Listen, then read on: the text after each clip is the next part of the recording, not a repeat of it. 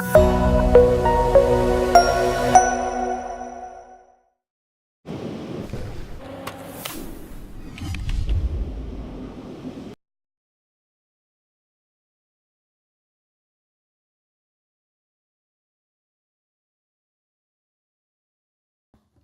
tarda. Good afternoon, everyone. Thanks for joining us today.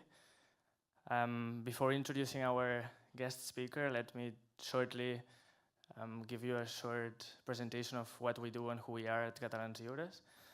CCL, we are a non-partisan think tank standing for civil liberties, free market, evidence-based policies, and open societies. Our platform is devised as a conduit for participation and influence in the social debate, aimed to introduce the liberal view to the public sphere, enhancing public policy, and building coalitions with the academia, policymakers, and the civil society.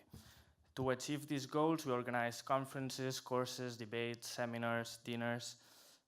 We produce publications, videos, and research reports, and we also dedicate time and effort to widely distribute our ideas through presence in the media. As you will probably know, one of the main areas of interest throughout the last year and a half has been the impact of the digital economy in society from different perspectives. Innovation, the labor market, fiscal policy, regulation and competition, education, urbanism, and I believe our guest speaker today will provide us with an outstanding, coherent, and complete picture and framework of all this transformation. So we'll be lucky to hear more about this area. Today we are extremely fortunate to have with us Stian Westlake. Stian Westlake is an expert on innovation, technology, and government policy. He was educated at the University of Oxford, Harvard University, and the London Business School. He has worked as advisor to the UK's Minister of State for Universities, Science, Research and Innovation, and prior to that, he spent 8 years as an Executive Director of Nesta, which is the UK's National Foundation for Innovation, and considered the world's leading technology policy think tank. He's currently fellow at this institution, as well as governor of the National Institute for Economic and Social Research, as well as visiting researcher at Imperial College in London. Before joining Nesta, Stian worked in social investment at the Young Foundation, as a consultant at McKinsey in Silicon Valley and London, working on healthcare, private equity and infrastructure, and also before that as policy advisor in the British Treasury. Today he'll be presenting the worldwide acclaimed book Capitalism Without Capital, The Rise of the Intangible Economy, co-authored also by Professor Jonathan Haskell, and he will be giving us an overview of why intangible assets matter in today's economy and how do these radical transformations impact in areas such as work, education, or policymaking. So, without any further ado, please give a warm welcome to Stian Westlake. Thank you very much. Thank you very much. Thank you for inviting me here today, and thank you all for giving up your evening to come and listen. I'm going to try and speak for about 40-45 minutes and then leave time for questions, but if anyone has any questions while I'm talking, feel free to go ahead. I'm going to talk a bit about the rise of the intangible economy. But before I begin, there are a whole host of economic problems in the world. We see that in Britain, I'm sure you see that here. We see it around the world. They range from the productivity crisis, the fact that we have this strange phenomenon of secular stagnation and productivity isn't growing as fast as we think it should be. Inequality, the fact that inequality rose very sharply and seems now to be at relatively high levels. The poor have not much and the rich have a lot. The fact that,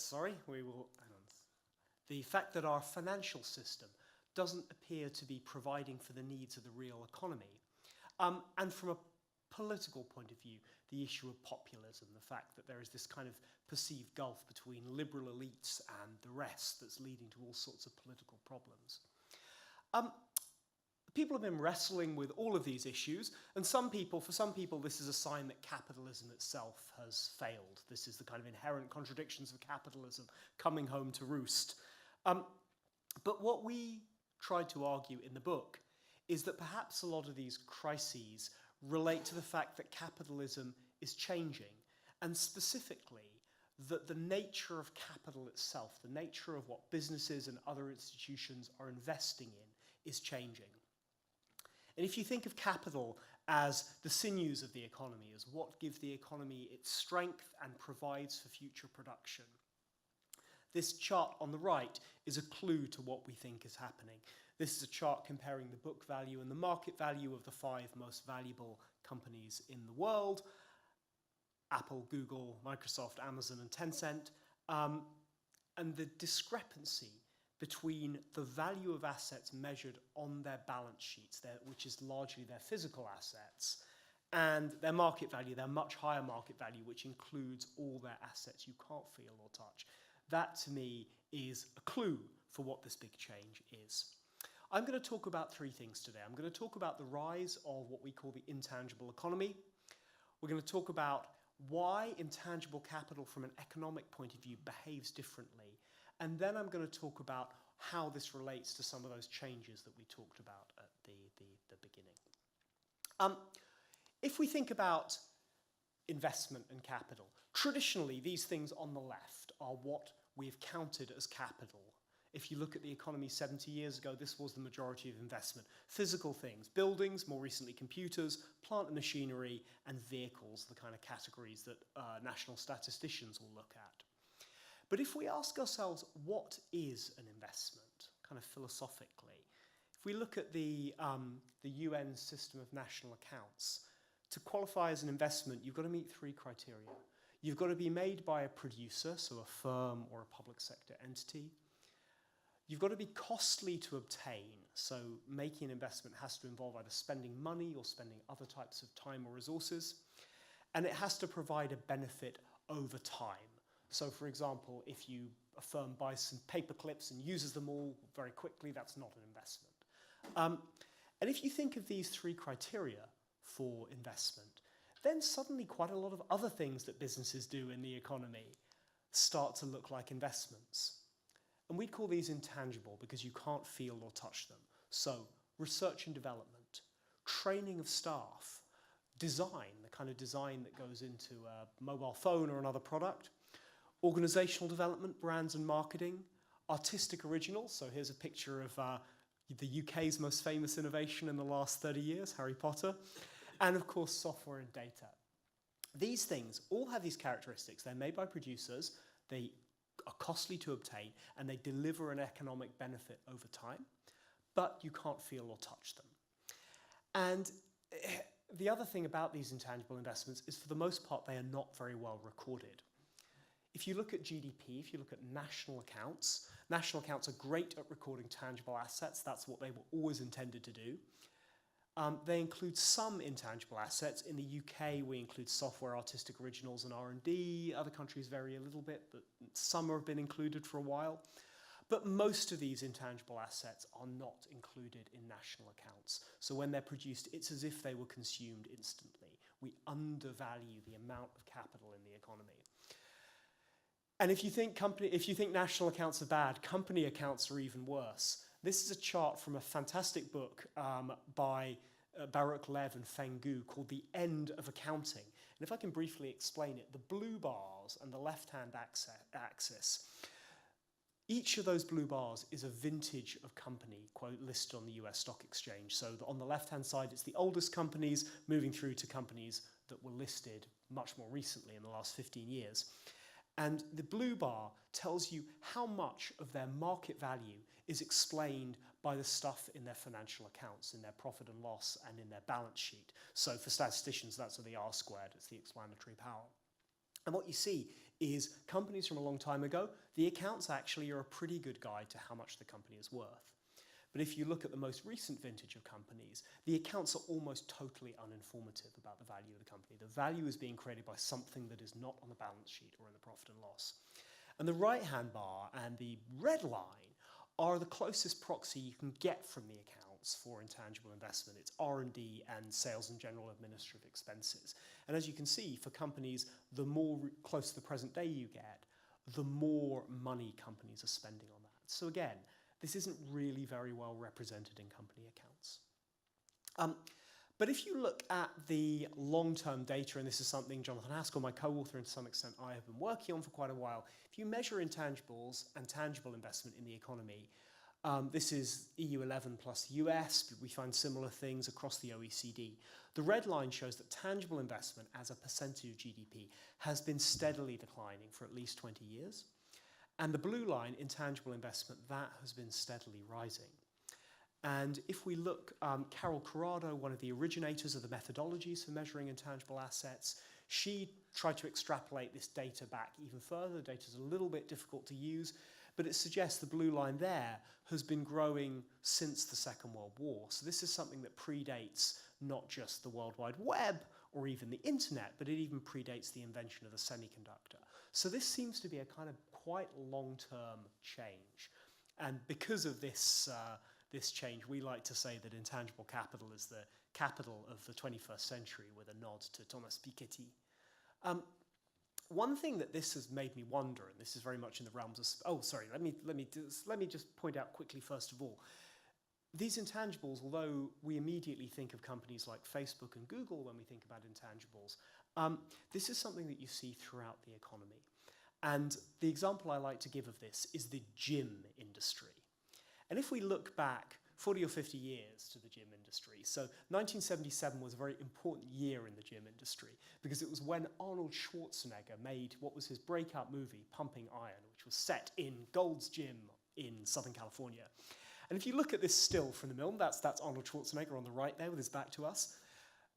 A gym in those days had mostly tangible assets. There was a building, there were some weight machines, that was kind of it. If we look at a gym nowadays, superficially, you still see some of these tangible assets. There's a building, there's weight machines, which actually aren't that different from the weight machines 40 years ago. But there's also intangible assets. There is software to manage the gym that didn't exist in 1977. There's significant training and processes. These gyms are changed, they have operating manuals, they do things in particular ways, whereas kind of at Gold's Gym in 1977, you just did what you liked. And there's also a significant branding and marketing effort, because of those of you who know the gyms industry will know the way to make money running gyms is to persuade people to join and then to never go to the gym. And there is a lot of effort put into doing that. But this isn't the whole extent of the intangible story in gym, because if you go to most gym chains, there will be another business there, a business that maybe is less obvious, that is entirely intangible. And an example of this are the people who run classes like Body Pump. I don't know if any of you do these kind of classes, but they're often called high-intensity interval training classes. You kind of lift weights very quickly and there's lots of music and there's an instructor. And Body Pump, one of the most popular classes, is run by this company called Les Mills, which is based in Auckland in New Zealand. They have very few tangible assets. They have a studio and some recording equipment. But what they do is they record these classes, they own the intellectual property for Body Pump and a range of other classes, and they license them to gyms all around the world. You pay for their training materials, you pay to run the courses, you pay for their updated licensed music, which has all the latest pop music, so you can do your exercise to trendy music. And this is an extremely valuable business. If you look at if you go online and Google, my Body Pump class has been cancelled, or my gym has cancelled its Body Pump classes, you will find loads of gym members complaining about the fact that their gym has had the temerity to stop paying royalties to Les Mills. So this is a very kind of strong competitive position. So even in a business that is very physical, and gyms is the business of physiques, intangible assets have become much more important. So that's why I like to think this is a story that is not just about tech sector. And I think this does raise an interesting question from a sort of innovation point of view about what came first, digital technologies or the intangible economy. We've seen from the just pure statistical point of view that these intangibles were growing long before the invention of the internet. But the story I like to tell, this picture here on the left, is a Lyons Tea Shop. And Lyons Tea Shop was very significant in mid-20th century British history because it was the first big restaurant chain. It was a bit like the McDonald's of 20th century, mid-20th century Britain. And people went there to drink tea and eat cakes, things that British people like doing. And one of the characteristics of these Lyons Tea Shops is they had very large workforces, but unlike the manufacturing businesses that were kind of very usual in the UK in the time, these workforces were very distributed. So they had to develop a way of administering this very, very large payroll and organizational structure. They had armies of payroll clerks. And in a sense, there was a big knowledge economy requirement from this. It wasn't as sophisticated as Google or Facebook, but this was a kind of an information processing task of the sort that hadn't existed before. It was generated by the commercial demands of this business. And what the Lyons Company did as a result of this, this was just after the Second World War when various computing technologies had been developed to try and break codes. They went and they looked at all these computers that had just been invented, and they thought, we can use one of these for our business. And so they created what was called LEO, the Lyons Electronic Office, in 1951. They claim it was the first business computer invented anywhere in the world. No one else was using computers for business. And it was created basically to manage the information requirements of this whole army of clerks. And, you know, in the innovation studies literature, this concept of induced innovation, the idea that things get invented because the demand is there rather than the technology giving rise to the economic conditions, is kind of a well-established principle. I'm a big fan of this book by James Ed Beneger, even though it's quite old, called The Control Revolution, which is effectively the same kind of argument. It says that the computer revolution kind of was called into existence by the commercial demands of an information economy rather than the other way around. So if we're speculating on why this economy has arisen, I would say that the intangible economy drives computers rather than the other way around. Anyway, I've documented this big change in the capital structure, and you might very well say, who cares? The capital stock changes all the time. Once upon a time, people invested in windmills or canals, and then they invested in railways or steel mills, and now they invest in airplanes or server farms. Does this matter economically? And one of the things we argue in our book is we believe it does. And the reason we believe it does is that intangible capital tends to have different economic properties to tangible capital. And as a result, the shift from tangible capital to intangible capital changes things in the economy. And we believe that there are 4 important economic properties that intangibles have. And made our publisher very happy that we came up with a catchy name for them. We call them the 4 S's. And I'll tell you what they are, but then give you some examples. So the first characteristic is scalability. A little bit of intangible assets can go a long way across a large business. The second characteristic is sunkenness in the economic sense of sunk costs. The idea that if a business owns an intangible asset and the business goes bankrupt, that intangible asset is often not worth very much to anyone else. The third characteristic is spillovers. If a business makes an investment in an intangible asset like some R&D, other companies can often get the benefits of that investment, even if they themselves don't make the investment. And finally, the 4th S, is synergies. The idea that intangible assets are especially valuable when you combine them together with other intangible assets. I like examples, so I'm going to give some examples of each of these. Scalability. I like to talk here about the example of the taxi cab industry. This is a taxi cab company in London, and this is their yard where they keep the taxi cabs that they own or lease. So if you're this company, Addison Lee, and you want to carry more passengers, you need more taxi cabs because taxi cabs are tangible capital. They don't scale. You can only fit a certain number of passengers into them. But if we take a ride-sharing company like Uber, very topical here in Barcelona, I know. If you take Uber, Uber have assets like their algorithm, which are highly scalable. The Uber algorithm can be scaled across an arbitrary large number of taxi drivers and an arbitrary large number of cities with relatively little reinvestment in the asset. And intangible capital is often like this. The second characteristic, I talked about sunk costs. And the example I like to give here is Nokia. I'm old enough to remember when Nokia was considered the kind of global titan of mobile phones. No one would ever defeat Nokia, but obviously Nokia fell foul of competition and went bankrupt. And when Nokia went bankrupt, an interesting thing happened because they owned obviously some tangible assets and some intangible assets.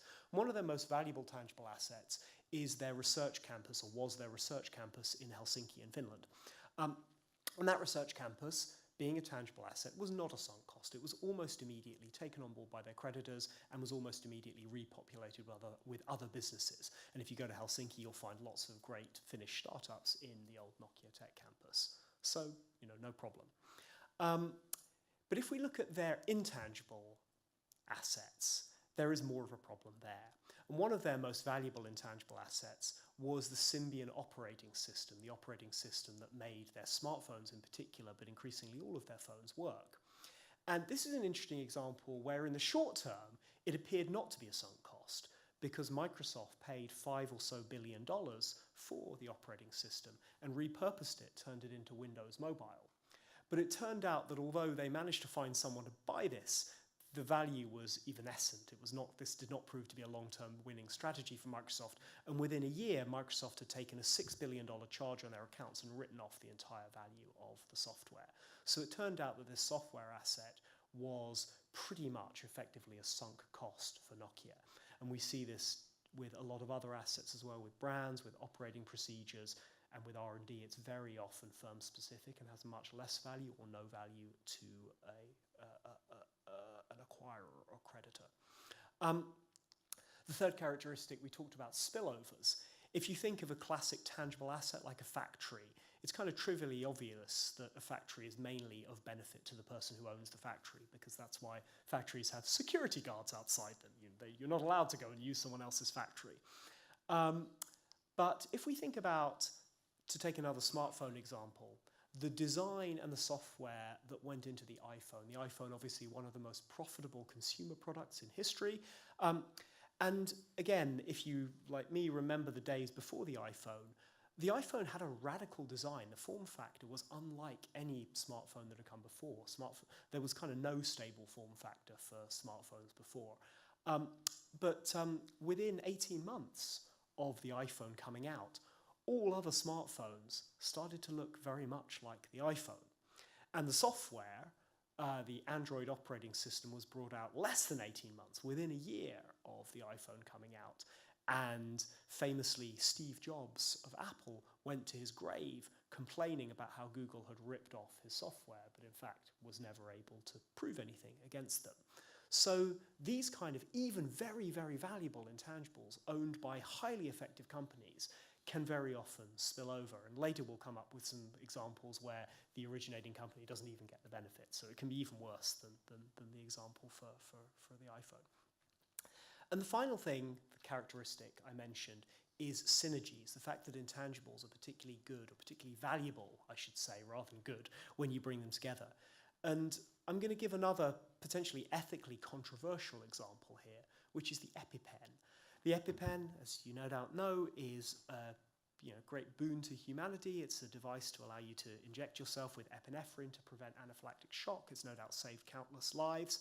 But more controversially, it's also made vast amounts of money for its inventors, or for the people who own the EpiPen, Mylan. And if we ask ourselves the reason for this, often people will say, well, this is a kind of pharmaceutical device, so perhaps there is protected intellectual property. Perhaps there's a patent on this. And indeed, there was once a patent on epinephrine, but the patent expired over 100 years ago. So that on its own is not the source of value, is not why Mylan has this kind of unchallengeable position in the epinephrine injector market. There are some design factors. There are some protected design patents on the injector, which is somewhat important. But again, people have come up with other pretty good designs which are legal for epinephrine injectors. So again, it can't just be the design. It can't just be a protected design right. They, of course, also have a brand, the EpiPen brand, and it's kind of pretty important if there's a device that you need to ask for in an emergency that there is a very recognizable, internationally recognizable brand. But again, it's probably not just the brand, because you could challenge that. You could advertise and come up with your own brand.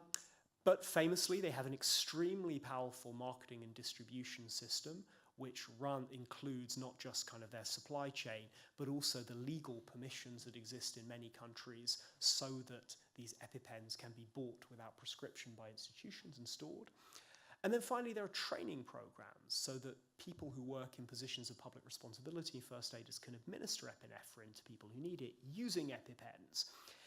And I would argue that none of these individual characteristics, none of these individual intangibles on their own account for this kind of hugely profitable product that is almost impossible to compete with.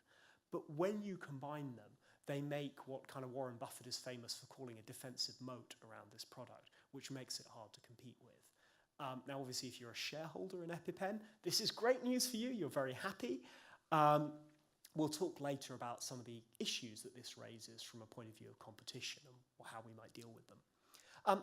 So these four characteristics, I would argue, make an economy with lots of intangible assets start to behave differently from an economy with mostly tangible assets. And I'm going to spend the rest of the time just talking about four potential ways in which this is different. I'm going to talk, as I said, about how this changes competition. I'm going to talk more from a human angle about who wins and who loses from an economy like this. I'm going to talk about some of the implications for finance and the financial system. And then finally, I'm going to talk about what this might mean from a public policy point of view, how we might need new rules to deal with this kind of economy. And a kind of warning ahead, if you've read the book or looked at the book, we don't come up with firm, there's a lot of open questions left, so I can't promise I'm going to know all the answers to these things. But if we talk about competition first of all, many of you will be familiar with this research done by the OECD about how in industry after industry and country after country, the gap between the best firms, the winners of the global economy, and the rest of firms is increasing. We see it in manufacturing and services and various splits. But whether you measure productivity or profitability, the gap between leaders and laggards seem to be growing. This is a problem from an inequality point of view. So there was some great research by Song from the US Census and Nick Bloom, which showed that this accounts for a very significant proportion of income inequality. They found the same thing in Sweden, where they have very good data as well. It's also been a cause of much soul-searching among public policymakers. So people have started to say, well, maybe this is a sign that technology is not diffusing in the economy, or maybe this is a sign that competition policy has become much weaker, that it's allowed this gap to grow.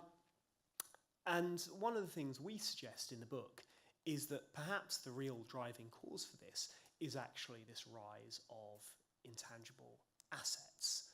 And we relate it to three of our four S's. So first of all, if you think about the scalability of intangible assets, if you think about a local taxi cab company compared to Uber or Lyft, or a local cafe compared to a company like Starbucks, Uber and Starbucks have very valuable intangibles, whether it's their brand and operating procedures or whether it's their algorithms. And if you have such assets, it's very easy to scale them across a very large business in a way that wouldn't make sense for a small company. So with tangible assets, there's a strong case for laggards to invest to catch up. With intangibles that scale, the incentives are much less. Similarly, with synergies, if having some intangibles increases the incentive to invest in other intangibles, again, you'd expect there to be a winner-take-all effect. And this was a chart that was published in BuzzFeed a while ago, which basically looked at the App Store, the Apple App Store download chart, and pointed out that almost all the top downloads were things that Facebook either owned or created themselves or was trying to acquire. And again, if you're Facebook with these kind of incredibly valuable intangibles, the benefits to either coming up with your own intangibles or acquiring anyone who manages to create them are very high. And the final relevant S here, spillovers. You might think that spillovers are really good news for attackers, for kind of small firms, for insurgents, if, that is, the ability to benefit from spillovers were evenly distributed. But I think there's some evidence to suggest that actually it's not. And we're in a business school today. In business schools all around the world, people teach open innovation, as kind of Henry Chesbrough once described it. And open innovation to its practitioners is always described as something very nice, because being open is a really good thing, isn't it? But of course, another way of looking at open innovation is the ability to go to other people's intangibles and to get the benefits of them for yourself. In some cases, that's through paying. If you look at the way firms like Facebook acquire small companies when they look like they have interesting ideas. But in many cases, you don't even need to pay. And obviously, when Google goes to startups to acquiring about them, there is always the implicit threat that if you don't let us buy you, we may just invent the thing ourselves or copy what you're doing. So in a world where the ability to benefit from spillovers is not evenly distributed, even the spillover characteristic of intangibles might be something that increases the gap between leaders and laggards. We also argue in the book that this could potentially provide a partial explanation for the rise of secular stagnation. We talk a lot about productivity downturn in the book, and this is one of the possible explanations. Those of you who are economists will be very familiar with the idea of secular stagnation, that is this weird phenomenon that productivity growth and investment seem to be low, even though interest rates are low, so money is cheap, and it appears that companies are making quite high profits. And those things shouldn't coexist. If profits are high and money is cheap, companies should borrow and invest and make more money. And one of our possible explanations for that is if you imagine a world where for the leading firms it makes sense to invest because they benefit from scalability of intangibles and synergies. You could imagine they are booking high profits. They're leading to a situation where measured ROI in the economy looks high, but the majority of firms are not bothering to invest because they don't get the synergies, they can't scale across a large volume of business, and even if they do, others might get the spillover benefits from their investment.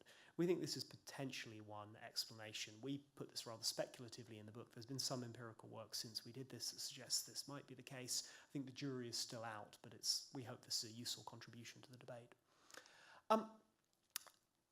The next thing I wanted to talk about is the human angle.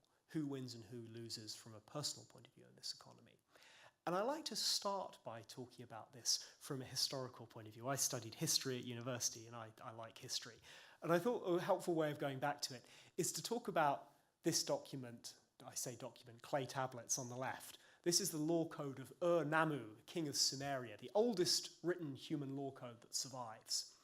And if you look at this very, very old document, it describes, in pretty recognizable terms, the ownership of what we might call tangible assets. There are fields, houses, animals that are owned by people, and the law code prescribes bad things that happen to you if you take someone else's asset. So to me, what this suggests is that human beings have had a very long time to get used to the idea of what it means to own physical things. But if we look at intangible things, if we look at the history of ownership of intangible assets, that is much more recent. This is the oldest UK or English law code mentioning the ownership of intangible assets. It's a law code on copyright, about 300 years old. You can possibly push that back by maybe 100 or 200 years. There are some things that arguably are a bit like patent laws from the Italian republics.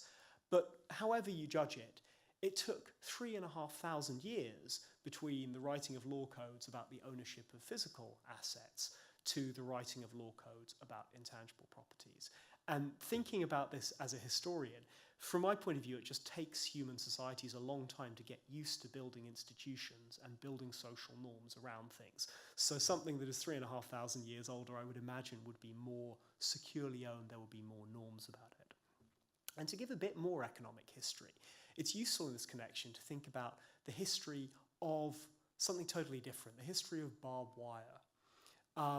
Barbed wire is a really interesting innovation from an economic point of view, partly because there was this great paper by Hornbeck about a decade ago looking at what happened when barbed wire was invented. And if we think about the Wild West, farming in the Wild West of America in the late 19th century, being a farmer was a very risky profession because the Wild West was full of large herds of cows that were owned by cattle barons. And if you spent a lot of time draining a field and digging ditches and planting alfalfa or whatever your crops were, there was a big risk that just some guy's cows would show up and eat all your crops and then leave, and there would be very little that you could do about it. So this is an example where your rights to that physical property were very unclear. It was very hard to enforce your rights. And what Hornbeck showed is that in that period, investment in agricultural land in the US was very low, arguably much lower than you'd think it would be. But there was a really interesting exogenous technology shock, which was the invention of barbed wire. And when barbed wire was invented about in the third quarter of the 19th century, suddenly a cheap means became available for protecting agricultural land from animals. And what Hornbeck showed was that there was a big leap in agricultural investment in the area, and there were some even nicer aspects of the experiment because he showed that in areas where wood was cheap, the jump was not quite as high. But the moral of the story from the point of view of intangibles is that if you have something that is relatively hard to prove a claim to, if you have an asset that's relatively hard to protect, then things that you can do to protect your claim to it will be valuable. And the human element to this is people who are good at helping you assert your claims, those assets, or manipulating those claims, will do well in this kind of economy. So if we think of some people who you would expect to prosper in an intangible economy, to be able to get a bigger share of the pie at other people's expense, heroic entrepreneurs who can manage these synergies, and there is a sense in which Elon Musk's business is all about telling stories about how intangibles are very valuable when you put them together. Politically well-connected people. There's Neelie Kroes, who's an advisor for Uber. I should probably update this to have Nick Clegg, the UK's former Deputy Prime Minister, who's now the global head of public policy at Facebook, but people like that will do very well.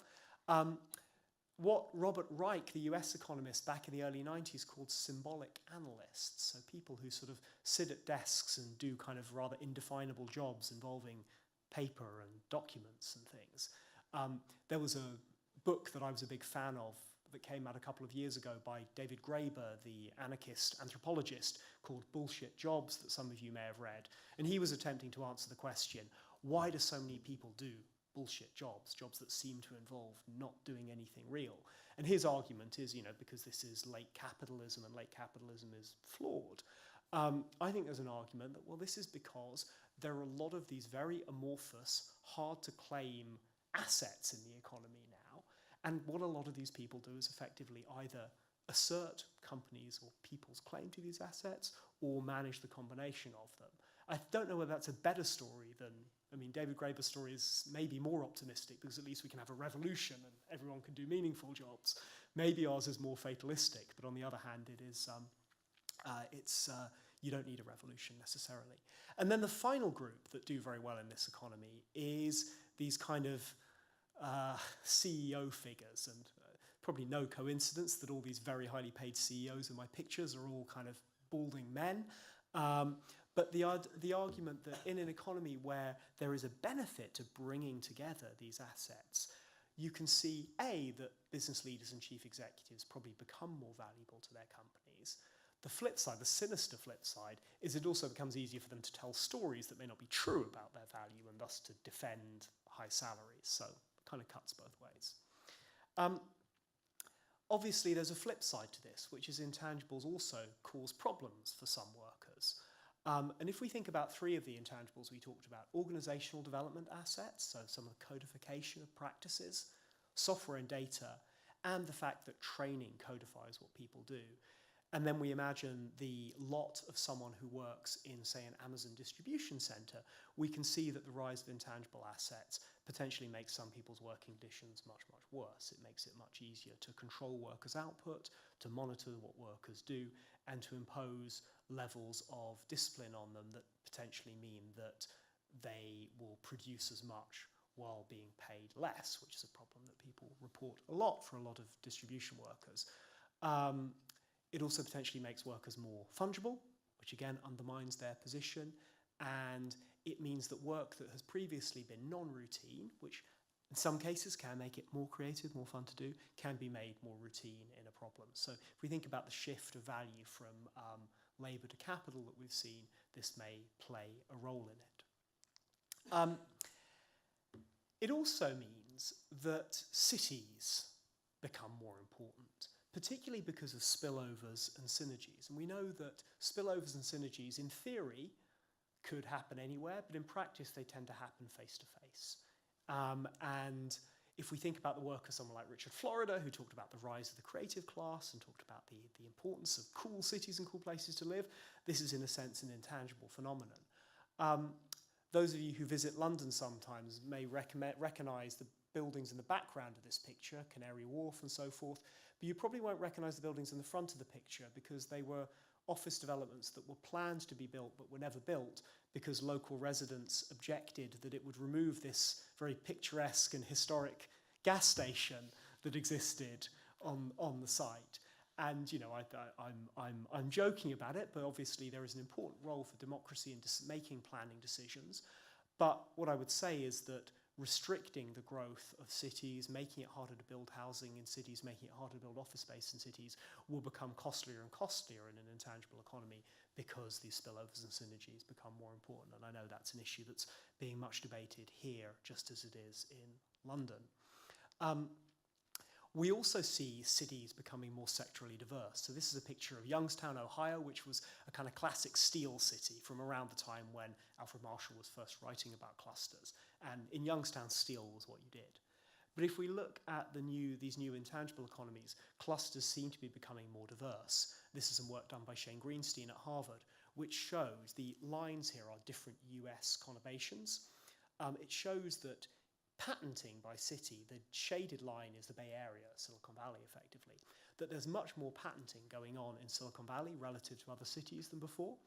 But that's not because people are doing more software patenting, because if you look at non-ICT, so non-software and computing patents, Silicon Valley is going up as well.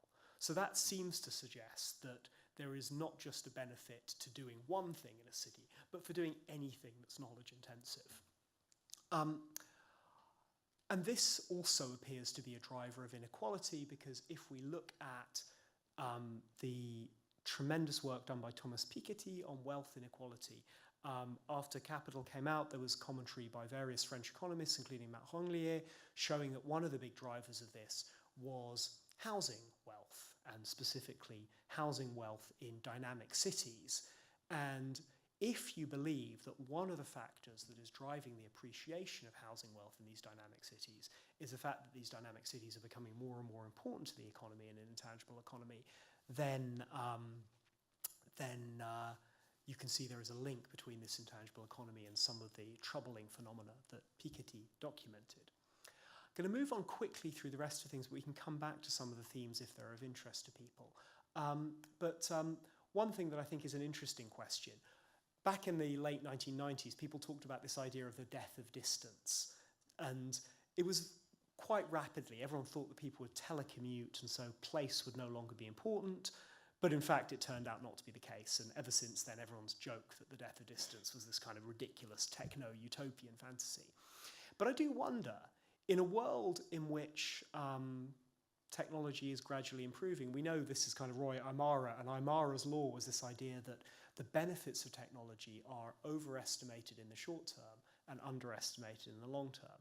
And it does make me wonder, particularly as cities become more and more constrained, as planning becomes more of an issue, will some new technologies, whether that is virtual reality and augmented reality, or the use of things like Slack for co-working, mean that some of these agglomeration effects might suddenly become weaker again?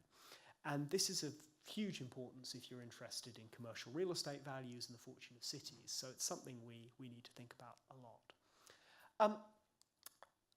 It also has a big bearing on politics, because if we look, this is a map from the New York Times about the places that voted for Hillary Clinton in the US election, and they tend to be the dynamic cities. So we see this world where the long-standing cultural divides between rural and urban areas are being overwritten by big economic divides. In the interest of time, I think what I might do is just very quickly talk about some of the issues of financial intangibles and broadly what some of the new rules issues are, but perhaps we can talk about them more in the discussion. The big issue that I see on financing intangibles, we talked about intangibles often representing a sunk cost. Now, most finance in the economy, in most countries, is debt finance. And in debt finance, a bank or a bondholder will take a charge over the assets of the firm if the firm goes bankrupt. That's great when firms own businesses and machines that you can sell on, like Nokia's business we talked about before. But that becomes rather problematic in an economy where more and more of the assets are intangible and therefore of less value to creditors. So for me, this poses a real sort of decades-long challenge for our financial systems, that if we want to be able to finance the capital development of an intangible economy, we'll need to see more equity in the economy rather than debt. which will probably mean we need to see changes to the tax system and big institutional changes. And that is a really tall order for political systems. And then finally, if we talk about some of the issues on rules, the big issues that I talk about in the book that will potentially need to change, first of which relates to intellectual property. We see a real challenge in these new economies about how do you strike the right balance between having tight enough intellectual property rules so that people who create new ideas, create research and development, have an incentive to invest, but not so tight that there's no incentive to create spillovers. I work occasionally with Spotify, the streaming music company, and they will always say that if the music rights holders had their way, Spotify would have been killed when it started off. So how do you strike that balance? A second issue is for regulation.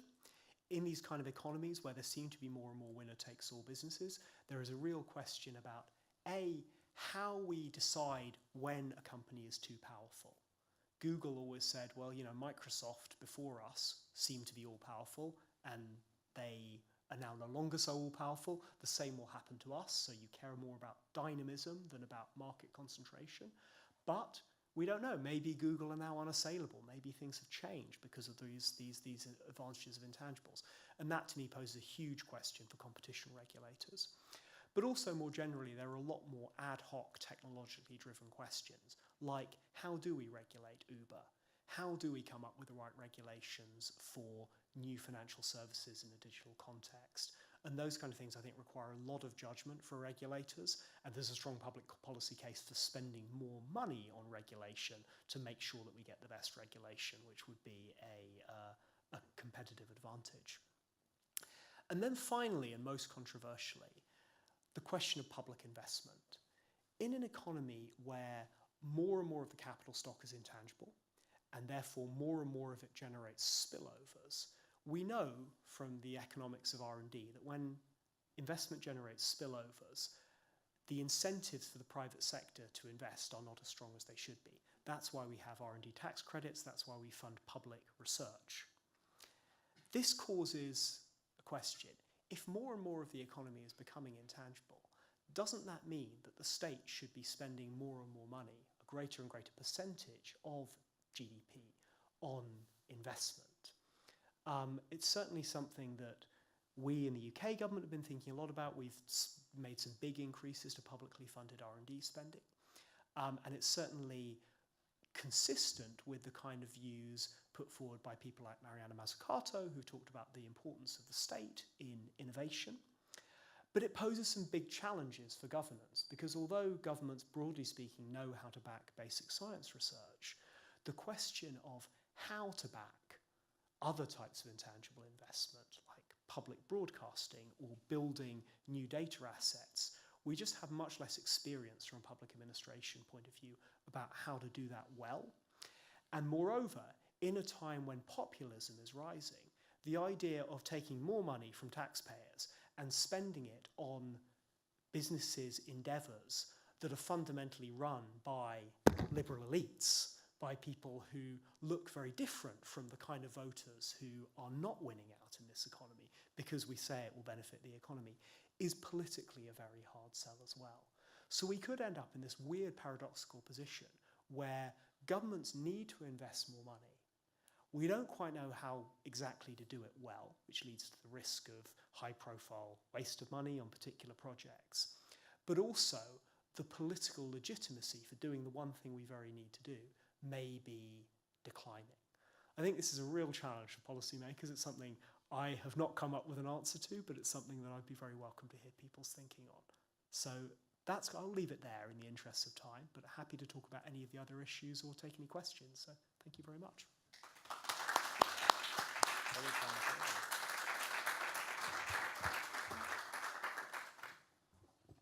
So thank you so much, Stian. I believe you raised some interesting issues, so I'm sure there will be many questions, so go ahead.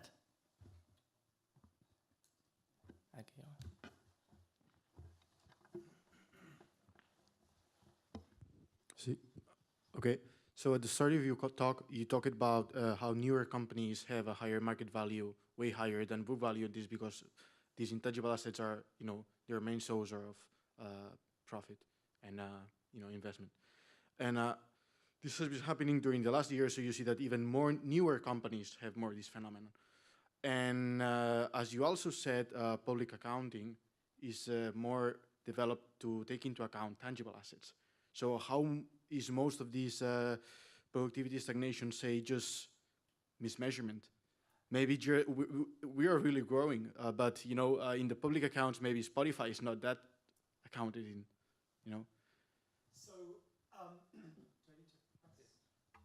So it's a really good question, and it's something that we spent a lot of time thinking about when we were writing the book. The bad news is that the mismeasurement of intangible assets, although it's significant and it's kind of interesting from a national accounts point of view, doesn't come close to closing the productivity gap, unfortunately. I wish I could say it did, but it doesn't. And there's the best paper that I've read on this, the best synoptic paper I've read on this, is a recent paper by Dan Sickle, which basically looks at all the questions of technological mismeasurement. So it goes through the work of Brynjolfsson on free internet goods. It looks at intangible assets and so forth. And it sort of says, what would you need to believe for that to be big enough to close the productivity gap? And he concludes that there's kind of no way that you can close the gap. Now, it still raises very significant problems because it means our national accounts are often directionally wrong, and it means that company accounts are, even worse. But unfortunately, it doesn't solve our economic problem.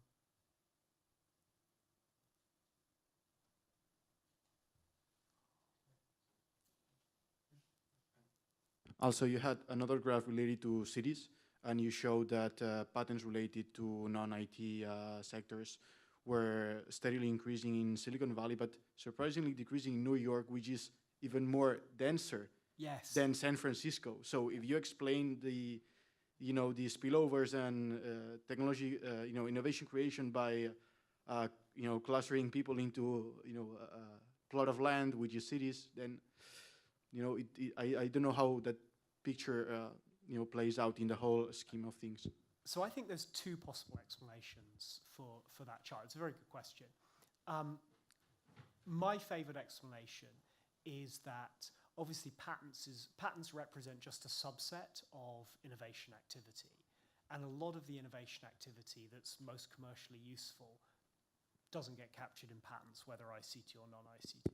So if we think about organizational development, product design, service design, a lot of which probably goes on in New York, businesses in New York City.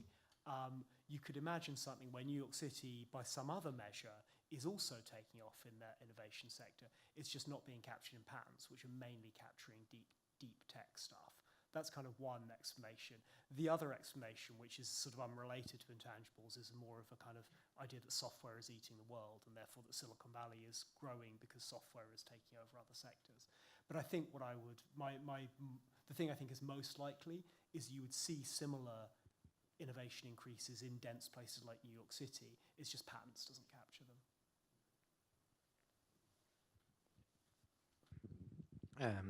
Thank you very much for your presentation. It was a pleasure to hear that. I have one question, perhaps, if you can elaborate more on how the idea of sunk costs is consistent with the synergies, because when I think of synergies, I think of a scope of economies. So that means that costs are not sunk to the extent that when you invest in a database, for instance, perhaps you are not good at something with that database. I don't know, a data app or whatever dating app, and then you can use those data for any other thing. And when I think of physical assets, they seem more sunk to me, like a car factory. If you're not good at making cars, that with that factory, that investment is lost. I mean, yes, you have the land, you have some physical assets, but it's not so evident how you can transform a car factory into something else. When in the digital economy, in the data economy, it's more evident to me how you can move to another sector. So then cost could seem less sunk to me. That's my view. If you can elaborate more on that, perhaps.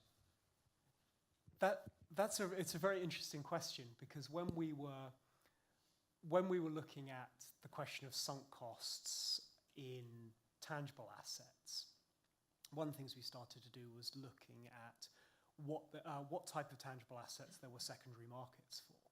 And we were sort of surprised by how many obscure types of tangible assets there were secondary markets for. So certainly for mass-produced, it's unsurprising that there's secondary markets for mass-produced tangible assets like vans or trucks.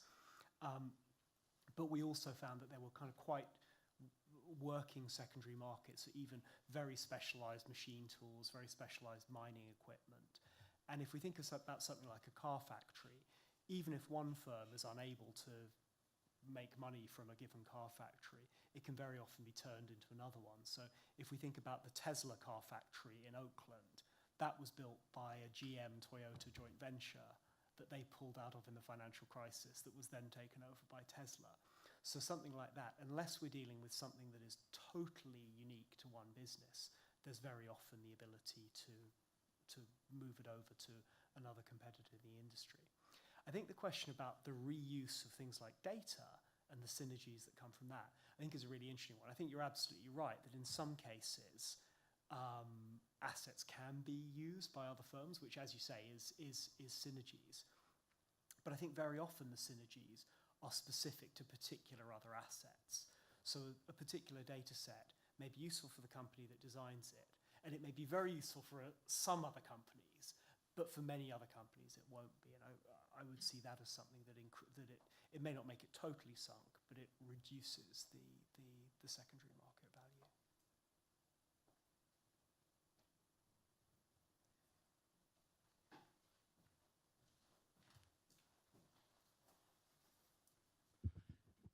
Well, regarding this new rules point that you were talking about, I was wondering, or I have some concerns regarding the fact that nowadays China has a really competitive advantage regarding other economies as far as they force their own technological companies to share the data of their users in order to develop or design their own public policy regarding health or even social control or whatever.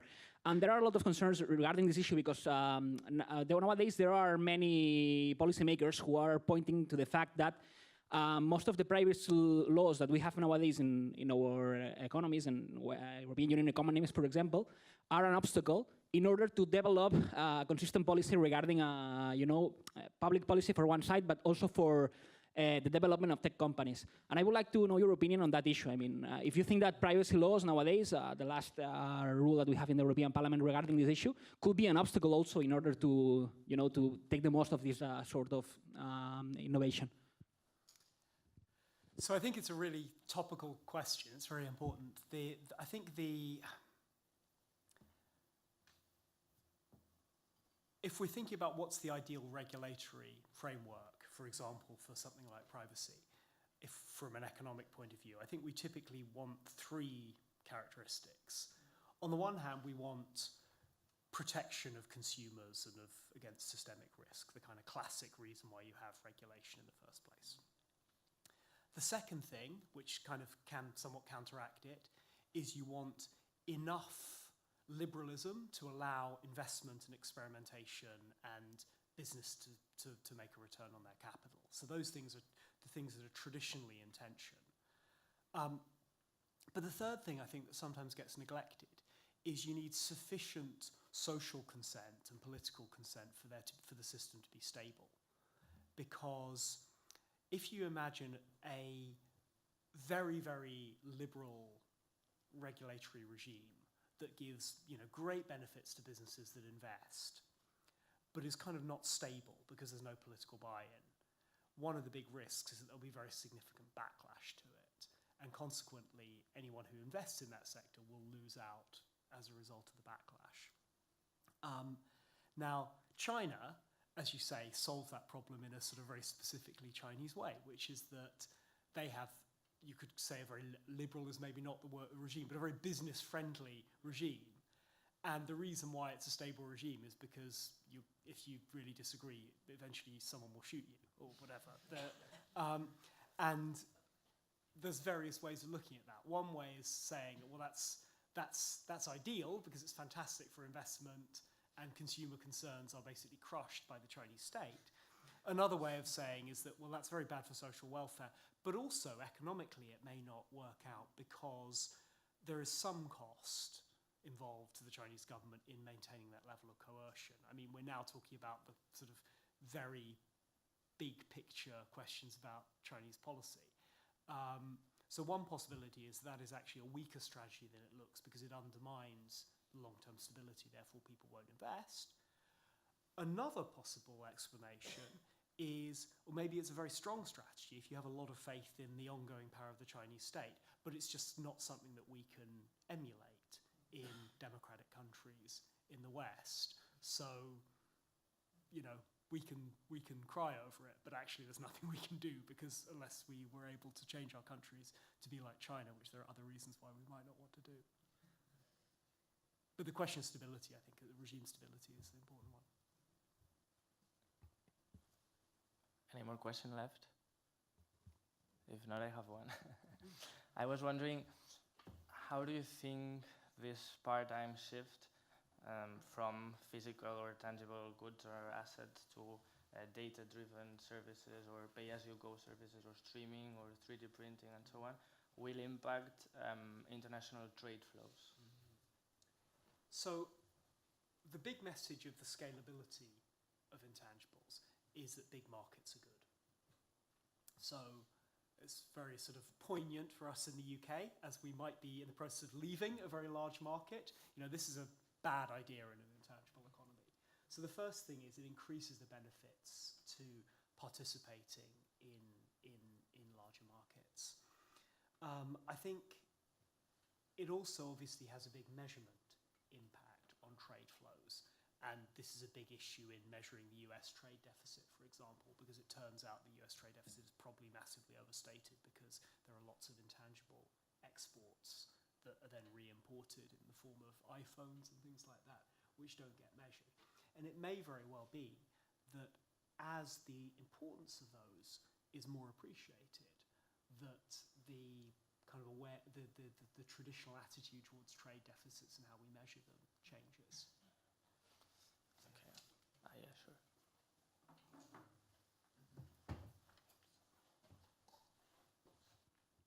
So one regulatory question. You have talked about, I know, the role of the public sector in R&D and so on.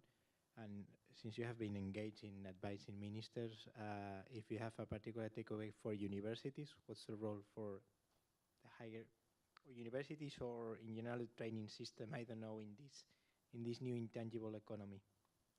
I think universities are really important in an intangible economy, partly because they're places that produce intangibles, they produce knowledge and research, but also because in many places they are one of the few types of institutions that has a role in being places where spillovers happen, having a mission to help people achieve these synergies.